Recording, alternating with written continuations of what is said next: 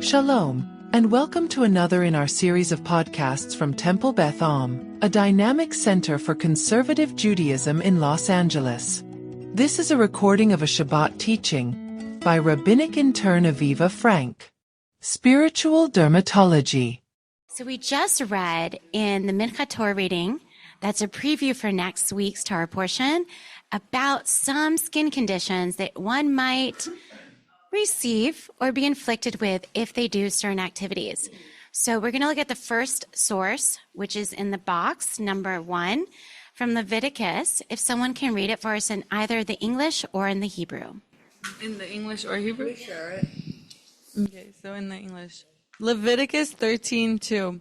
When a person has on the skin of the body a swelling, a rash, or discoloration, and it develops into a scaly affection on the skin of the body, it shall be reported to Aaron, the priest, or to one of his sons, the priests. Beautiful. Good reading. Okay, so you wouldn't go to a doctor when this happens. You go to one of the priests because it's considered a spiritual condition, and you wouldn't diagnose yourself. You'd go to someone of authority that can help you through this process of your diagnosis. We also learn here about the 3 different kinds of afflictions that can happen. Some commentators say that actually there's 4 different afflictions, and the third is how that force 2 can have like the kind of the category of it. So it can be like A or B. And so the third listing here makes both of the 2 go to that second level or like a second degree. But I want us to unpack a little bit more. What are these 3 elements that are listed here, these 3 skin conditions? And so if someone can read for us the Rashi on Leviticus 13:2. I'll try the Hebrew first. Se'et o sapachat ugoi, shmot negaim hem ulvanot zo mizo. These are the names of tzara'at lesions, and one is whiter than the other. Shkoyach. That was beautiful reading. So this is where the 2 that would be, the many commentators say these are the 2 ways they could be, and one is wider than the other. And then this next thing that Rashi talks about is how it takes it from being a condition A to a condition B. Someone want to read that for us? Just as you took a bite. All right, so I'll read it. Saye in Old French. Similarly, we find it forms a bright spot in the skies. Beautiful. Okay, so Rashi loves to reference things to Old French. He had this beautiful vineyard. He was in the province of France. And so he likes to reference things to that. And he then brings in a text from Eov, which is about that it's a bright spot in the sky. So think about you have clouds and they kind of part and there's this brightness in the sky. So how it is that you have these 2 different conditions and they're both, one's whiter than the other, and then they can have this level of B where they're very bright. So something's going on there. And then the next part to this 3-part Rashi is that so was decreed by scripture that the ritual development of Sarat or lack thereof take effect only by priests pronouncing them. So as I said, that you wouldn't diagnose it yourself, you wouldn't have a friend diagnose it, you'd want to go to someone of a spiritual authority to diagnose it, that it's a serious matter. And, how often would the average person actually have a one-on-one with a priest? Maybe not a lot. So it could be maybe not for the right reason, but suddenly you're having this opportunity to be with someone of great spiritual authority. So something about this, even though it's something that's bad's happening, you're getting this kind of win out of it suddenly. You get to meet with someone that normally you maybe not would have a chance to meet with. And more on that in a little bit. But let's look at number 3, the spiritual aspects of these elements. So Mefarshim, our commentators, have looked to the Tanakh to find usages of the above words for context to derive a deeper meaning for these skin conditions. Kabbalah and Hasidic thought have built on these derivations for character development. During the counting of the Omer, which we currently are in, how can we refine our speech? So we don't have to worry about today of being inflicted with a skin condition like this, but we can still take it as a guide of how we can use our speech in ways that builds connections versus destroys or creates disharmony. So for the first one, A, can I have someone read for us around that? Shot or shot, deriving from the Hebrew word to uplift. How are you uplifting yourself? This person puts down others in order to uplift themselves. The person is seeking validation. Okay, great. So this is where someone wants to uplift themselves. They're seeking validation. So put down an other so that they can feel better. Instead of rising themselves up on their own merits, they feel if they put someone down, it makes them look higher. So from this word to uplift. Someone want to read for us B? Sapachat, deriving from the Hebrew word to attach, to hang on. How are you a part of a group or a clique? This person wants to be included, to be part of a pack, and so when the gossip starts, they consciously or unconsciously don't leave the group table. They don't speak up and say this conversation is inappropriate. They're seeking acceptance, but in the process lose their integrity. Great. So this might not be the person that's instigating it, but they attach. They want to be included so badly that they join in the gossip for that wanting to belong or that group think. All right. Does someone want to read C for us? Baheret, deriving from the Hebrew word for brightness or clarity. How do you feel when you know more than others? This person usually knows more than others, yet sometimes they think they know everything. This person believes they know the motives of people before asking. They think, I know what type of person this is, and I already know how they will act and or why they are already acting in a certain way. They lack the humility to ask and to listen. Instead of picking up the phone and asking the person directly, they jump to conclusions. They now feel entitled to gossip about this person and situation. Their arrogance makes them judgmental. Thank you. What do you have thoughts on this? Does anyone ever, you don't have to admit that if you've ever done this, but have you ever seen this in a TV show or in a movie? Any of these? Has anyone ever seen this?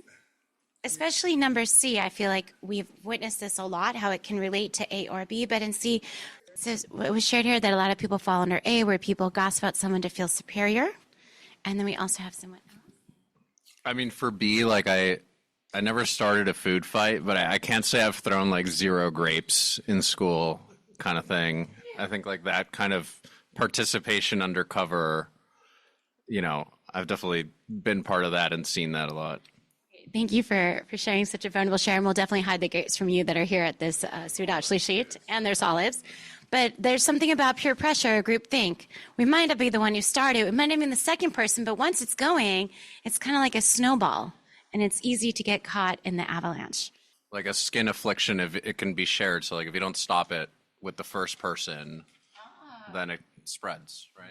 So just about in general pandemics or in terms of diseases that are contagious. And it's interesting, the term for if someone does have a spiritual dermatology, they have to be in bidud or quarantine. And during the pandemic, that same term was used in Israel from people to have to quarantine if they had been exposed to someone with COVID for a time period after they had COVID or if they had traveled internationally.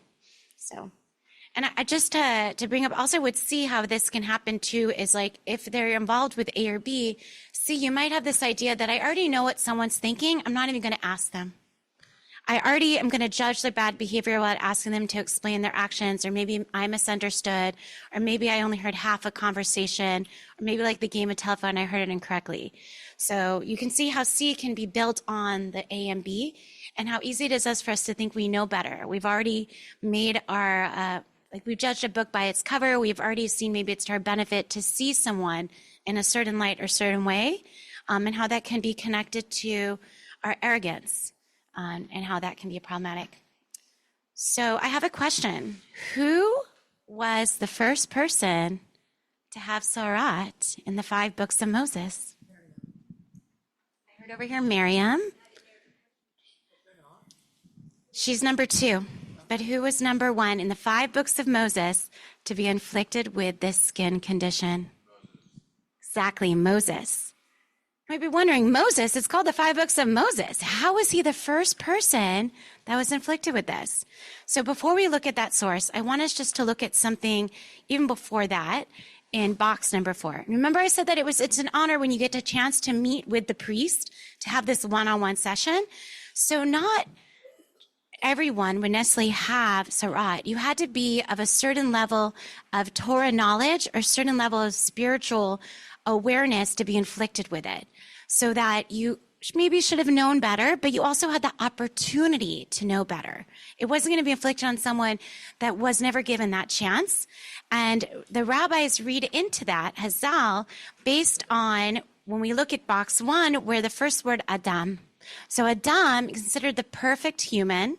And we're going to look at now on box 4 how that is. How do we understand that to be that way?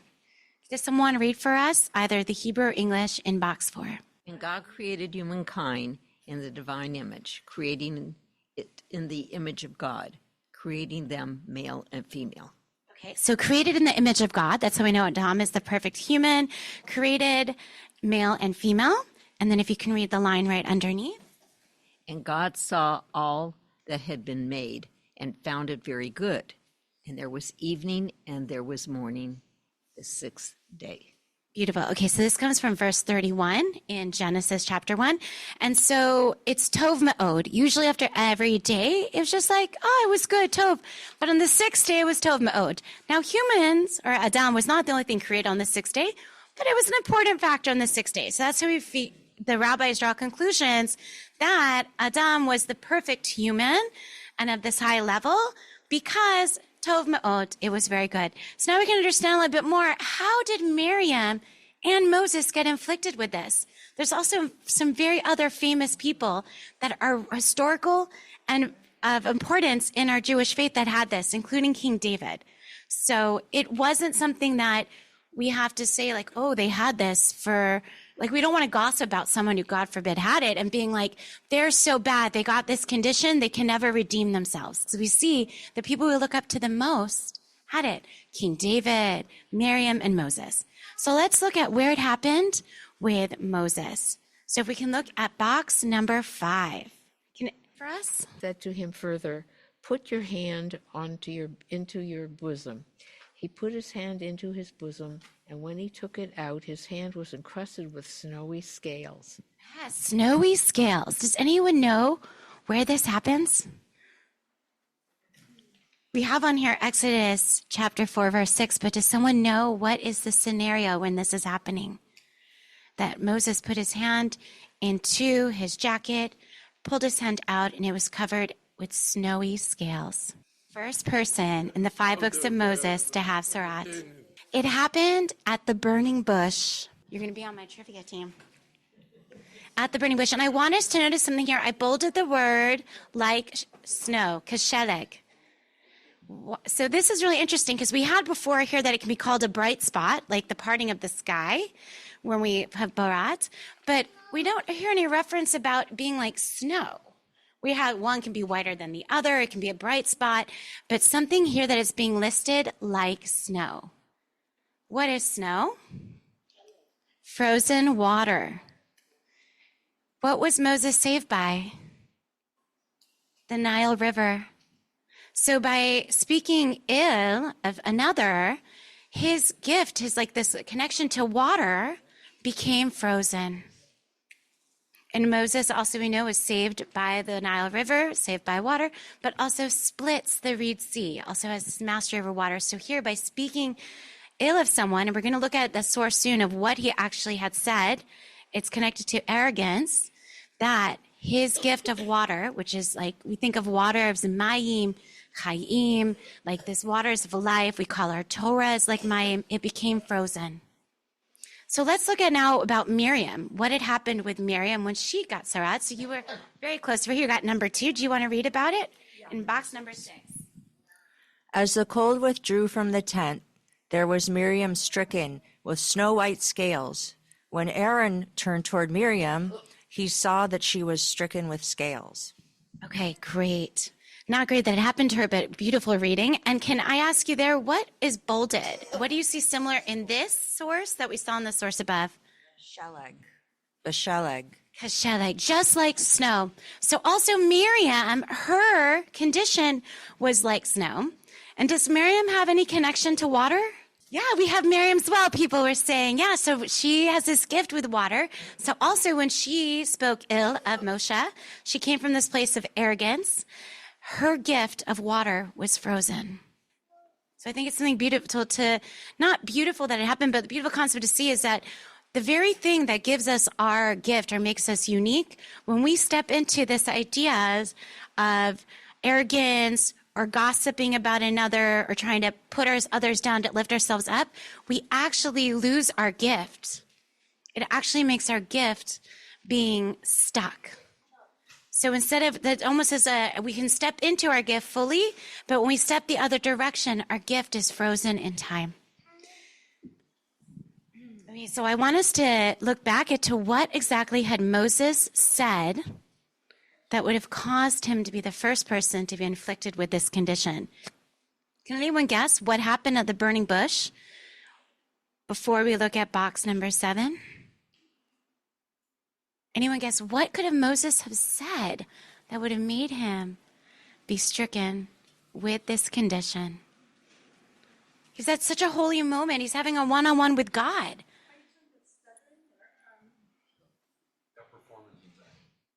Okay, so he had performance anxiety, but did he admit to God, hey, I'm nervous and scared? What instead did Moshe say? Okay, let's look at source number 7. But I was going to say, I think he doubts his ability. He thinks or he imagines that nobody will believe him, I think. And so he's doing the third thing, which is the Baharet. Okay. Also on my trivia team for Shabbat. Okay. Exactly. So he doubts his ability, but instead of saying to God, I'm nervous, he says, what does he say in number 7? But Moses spoke up and said, what if they do not believe me and do not listen to me, but say, Adonai did not appear to you? Right, you totally got it correct. So he was doubting himself, and then he says, they won't believe me. Right? So he has arrogance, exactly as you said, he already thinks he can imagine what's going to be in the minds of the people that he's going to save. So he speaks badly about all of the Israelites because he doesn't know if they'll believe him or not. And instead of admitting his own weakness or his own vulnerability to God, he has to put down someone else. And he has to say, I already know what they're going to think. I already know what they're going to do. So, and that's, I think it's so interesting. And he's the first person to have this skin condition. So, to hear this, I'm like, wow, it makes me feel a little bit better being, just a humble human that makes mistakes, because even Moses makes mistakes. Yeah. But this story reveals that he was right to doubt all the Hebrews. So after this experience, then God's like, well, actually, maybe they won't believe you. But what if he had not first said that they won't believe it?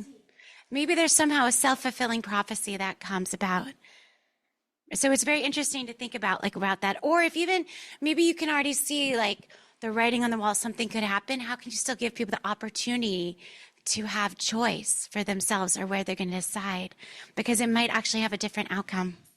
So it seems like God's like, you think they won't believe you? Okay, so actually their workload's going to increase and then they really won't believe you. But then they're going to ask to be redeemed even more so. Because when he goes to Pharaoh, Pharaoh's like, because of you, they're going to also gather the straw now and not just to make it into bricks. So it's interesting. Okay, so in closing, I just wanted to look at the last source, and I just wanted to highlight when we call it a scaly affliction, that's how it's often translated, that it's not scales that we would think of on a fish. There's actually a different Hebrew word there. So all translation is a little interpretation, and all translation it can't always capture the essence of a word. So this is actually from the Torah portion we read today on Shabbat. If someone wants to read box 8. את זה תאכלו מכל אשר במים, כל אשר לא סנפיר בכסת במים, בימים ובנחלים אותם תאכלו. You can hear in here the words are different for scales than when the previous text source that we read. So it's not like scales of a fish. It's that we're trying to figure out a way to translate this word. It's also said that often it was like dead flesh it was like this idea between the living and the dead, that when you gossip or you have this arrogance, it's like you've stepped in to the death and you're still living. So the idea, we often think of like pure and impure, living and unliving. So there's something that's going on there. And then it heals when you step back into life.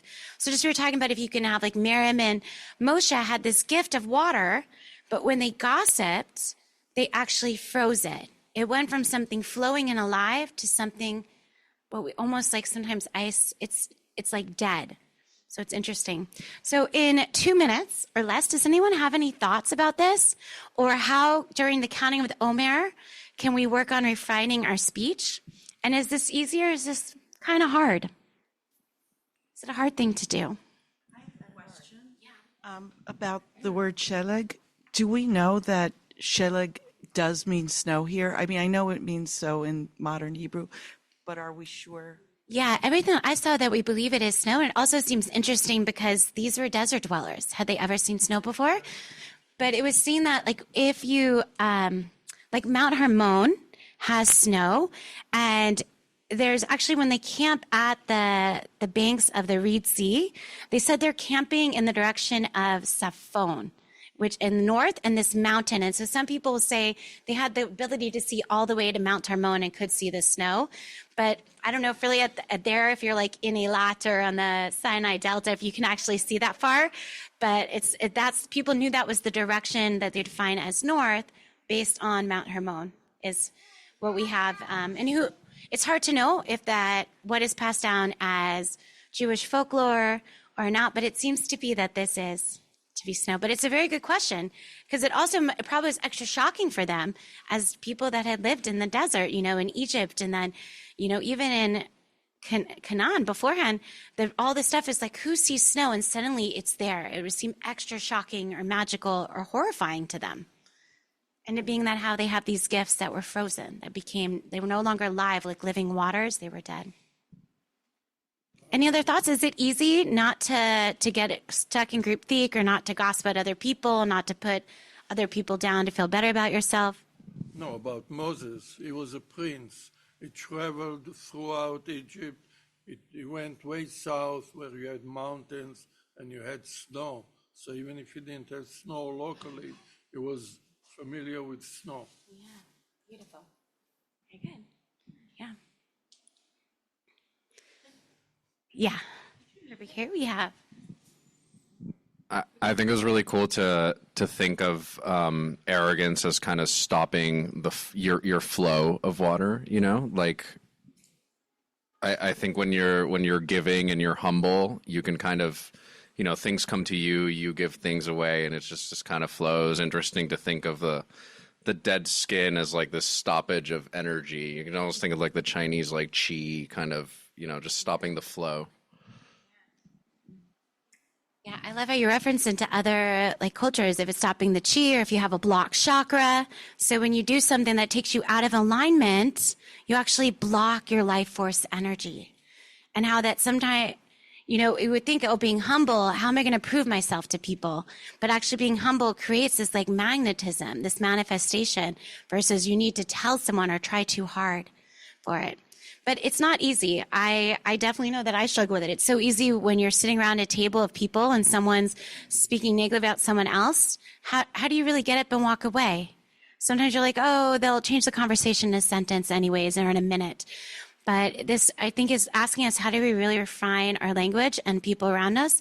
And how can we like give people a little awareness or nudge, but also not coming off like, hey, that's so bad you're talking about someone else, because then you're actually maybe thinking you're better than them and coming from a place of arrogance. So how do we work with each other? And so you can have maybe a charuta that you can check in with during like the next few weeks, like how are you refining your speech? And you can be accountable with each other and share ideas. And I think it's also just comforting to know that some of our great leaders also struggled with it. So as we're struggling with it, not to be too hard on ourselves, to know that maybe part of the human condition sometimes is that we're not so careful with our words, but words are a gift. We saw that God created the world with words. So our words also create life. You've been listening to another in our series of podcasts from Temple Beth Am. a dynamic center for conservative Judaism in Los Angeles. If you enjoy these podcasts, we invite you to write a review on the Apple Podcast website or wherever you get your podcasts. For more information on Temple Beth Am, Los Angeles, go to www.tbala.org.